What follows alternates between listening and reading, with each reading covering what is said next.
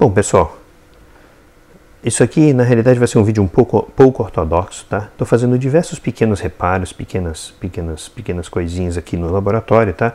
Mas eu estou sem tempo efetivamente de fazer vídeos mais complexos, tá? Então, na realidade, esse vídeo vai ser um apanhado geral das pequenas coisas que eu tô fazendo aqui no laboratório, tá? A primeira delas é o restauro do glorioso ICE-680R, o multímetro do meu pai, que eu fiz a avaliação completa, inclusive com uma introdução bacana para multímetros analógicos, isso há alguns vídeos atrás. Eu vou botar o link aí na descrição, tá? E basicamente o supertester estava, do vídeo, dava para ver que o supertester o galvanômetro estava um pouco confuso, tá? Estava um pouco complicado, estava pegando muito numa região aqui, estava bem fora de precisão e tal, então eu acertei essa precisão, principalmente nas escalas de tensão, tá? Tanto contínuas quanto alternadas, tá? Basicamente existiam, esses trimportes dentro, né, para fazer regulagens e calibração, então efetivamente esses trimportes envelhecem com o tempo e eu só dei uma mexidinha e tal, tá tudo em excelente estado, não tem nada podre, então a coisa funcionou aí. O que ainda falta fazer, basicamente é acertar as escalas de ohms, né, de resistência, que elas não estão muito legais, mas eu também não me interessa tanto, que ohmímetro e multímetros analógicos realmente não são muito bons mesmo, é bastante não linear aqui. E as escalas de corrente também, que também não estão muito legais, deve ter algum shunt, alguma coisa aí meio fora do esquadro, tá? Existe também a possibilidade de fazer o restauro das escalas de frequência, na realidade restauro, é possível que a escala de frequência, decibelímetro e o capacímetro também precisem aí de ajuste, mas essas escalas não me são tão interessantes assim, afinal de contas, isso aqui depende, como sendo italiano, isso aqui depende da frequência da rede, que é 50 Hz, então a coisa complica um pouco. E na sequência, eu vou fazer também a substituição do fio das pontas de prova, que são de PVC, estão bastante duros, para fios de silicone, aí a coisa vai ficar legal. E obviamente também nas cores vermelho e preto, e não azul e amarelo, que é o que a gente tinha na época, que a gente substituiu isso na década de 80. Aí, ainda na sequência, eu vou fazer o mesmo trabalho no mini pinha 3021. O 3021 está apenas com falta de precisão, o resto, todas as escalas estão funcionando muito bem, não estão com os problemas exagerados de corrente e outras coisas de precisão do ICE, mas o mini pinha está funcionando muito bem, é só uma questão de precisão, provavelmente um ajuste do trimportezinho também, para deixar ele tinindo aí também. Então basicamente isso aqui, eu não sei se vocês viram, eu fiz um videozinho exercitando o galvanômetro, é um videozinho shorts, né, um desses videozinhos curtinhos de 1 minuto, dá uma olhada aí no canal, e esse videozinho aqui eu estava exercitando, usando o gerador de funções para exercitar o galvanômetro aí desses multímetros. Eu fiz a mesma coisa com o ICE. Um outro detalhe aqui, um pouco menos interessante, minha esposa comprou, já faz um tempo, ela comprou um carregadorzinho, né, de celulares, né, e esse carregadorzinho de celulares aqui, que promete mundos e fundos, né, 2.1 amperes em 2 tomadas, etc, ele fala aqui algumas especificações, ele começou a miar, e a minha esposa falou, bom, não está funcionando e tal. Aí eu vi aqui, tem naturalmente um capacitorzinho estufado aqui, está saindo, não sei se vai dar muito bem para ver na câmera, mas esse capacitorzinho está estourando ali o isolamento interno, né, a bucha inferior, justamente o problema típico, né, que a saída tem muito ripple e aí detona mesmo esses capacitores, tá? Então isso que basicamente, a fontezinha, ela é bem vagabunda, tá? Controlador bem vagabundo, apesar de ter até feedback, né, laço de corrente, mas ele não tem nenhum corte na placa, não tem nenhuma segurança, tá? Então realmente não tem nem fusível esse negócio, não tem absolutamente nada esse negócio. Então muito provavelmente isso aqui, ou eu conserto, ou vai pro lixo, tá?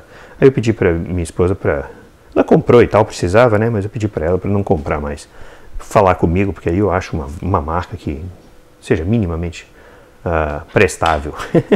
Enfim, essas coisas aí são assim mesmo. E eu tô com uma coleção, na realidade com um conjuntinho aqui, de fontes super bacanas, fontes industriais abertas da Power One. E essas fontezinhas muito bacanas, elas vieram num rack gigantesco, tá?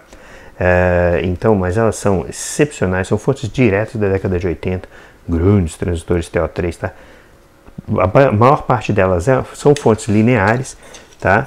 Tem aqui umas pequenininhas aqui, e essa aqui, 48 volts por 3 amperes, o tamanho da bicha, né? Essa aqui pesa pelo menos uns 3 ou 4 quilos, tá? E essa aqui é menorzinha, mas essa aqui é muito interessante porque 120 volts a 200 miliamperes, tá?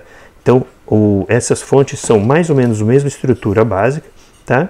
Trafinho da própria empresa, Power One, tá? E aqui todo o controlador, né? Controlador todo baseado no 723, tá? No MIA723, famosíssimo controlador aí de fonte e tal.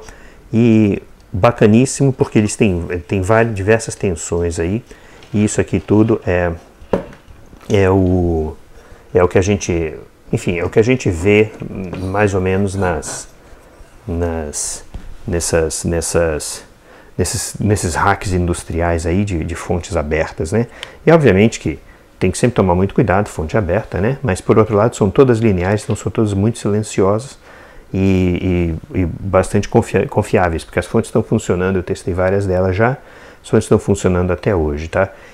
Curiosamente, tem uma fonte chaveada, mais ou menos contemporânea, que está toda arrebentada. Então atesta a qualidade e a durabilidade de uma fonte linear versus uma fonte chaveada. E basicamente desse conjunto, desse rack, eu removi várias peças, né? Um grande disjuntor que ligava e desligava o conjunto, tá? Tem um grande filtro de linha aqui, bacana, tá? Diversos fusíveis, tá? Tinha uma sequência enorme de fusíveis, fusíveis baioneta aqui que a gente tirou, inclusive bus bars, tá? Até as barras, né, de ligamento, né? Que inclusive tem fontes aqui são 3 amperes, tem uma fonte eu acho que de 10 ou 12 amperes aí no conjuntão todo. Então eu estou testando isso tudo, tá? E só mais um detalhezinho, a fonte de 48 aqui, e outras fontes também parrudas, ó, o tamaninho do caneco, bonitinho pra caramba, capacitorzão aqui, tudo funcionando ainda, tá? Apesar de capacitores da década de 80, tá tudo funcionando aí, diodões de 6 amperes e tal, enfim.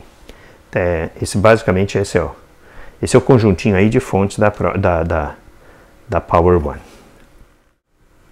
E só para matar a curiosidade, 120 volts de pura fofura no ICE aqui, consumindo 100 miliamperes no primário. E por último, aqui só um par de computadorzinhos industriais, 64 megabytes de memória. Um par de computadorzinhos industriais alimentados por 24 volts, tá? São computadores, eu ainda não liguei, tá? Mas são computadores do tipo PC, tá? Com todos os acessórios, até USB, PCMC, quer dizer, são computadores relativamente avançados, provavelmente Pentium, talvez Pentium 2 ou Celeron, sei lá, alguma coisa assim, mas computadores totalmente industriais, totalmente vedados aqui, muito bacaninhas, e eu ainda tenho que ver, eu abri um deles, mas os processadores estão colados nos dissipadores, então eu não consegui ver o que eles são. É só uma questão de ligar e ver que bichinho, que eles têm, né? Eles têm um SD card incorporado, SD card não, um compact flash incorporado, tem uma série de outras coisas, então muito provavelmente tem aí um sistema operacional carregado, etc, etc. E tem até o isolamento aqui, dissipação aqui. Então, essas coisinhas aí, como vocês podem notar, uma série de pequenas coisas, pequenas tarefinhas, né, pequenos projetinhos e tal, que eu tô trabalhando no momento, tá? É coisa bem aleatória, mas que a gente vai tocando a vida. É isso aí, pessoal. Até a próxima. Espero que vocês tenham gostado desse vídeo.